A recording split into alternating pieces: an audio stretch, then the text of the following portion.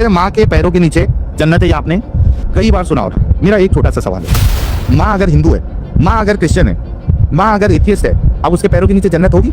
यानी जन्नत जो है वो जहन्नम में रहेगी। जन्नत जो है वो तो जहन्नम में ये वही लोग हैं जिनके माँ बाप बुढ़ापे में वृद्ध आश्रम में नजर आते हैं। और इसकी बात सुनकर हंसने वाले भी वही लोग हैं जो बुढ़ापे में अपने माँ बाप को धक्के मारकर घर से बाहर निकाल देते हैं। कैसे बेवकूफाना सवालात लेकर के आते हैं और फिर ये समझते हैं कि हमने तो बहुत शानदार सवाल ढूंढ लिया है और अब हम मुसलमानों को इस सवाल के नीचे दाब देंगे।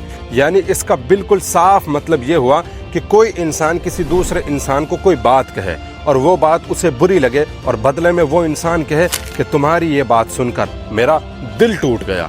यानी तुम्हारे मुताबिक उसका मतलब ये हुआ कि उसका दिल टूट गया, टूट करके रेजा रेजा हो गया।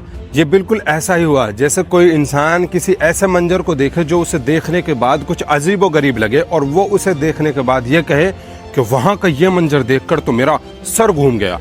यानी तुम्हारे हिसाब से उसके खोपड़ी के अंदर का भेजा घूम गया।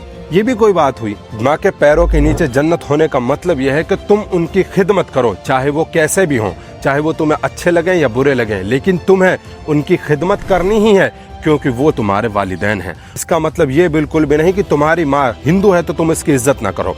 चाहे हिंदू हो, मुसलमान हो, कोई भी हो, तुम उसकी इज्जत करो बिल्कुल उसी तरीके से जिस तरीके से इस्लाम ने इज्जत करने का तरीका बताया है।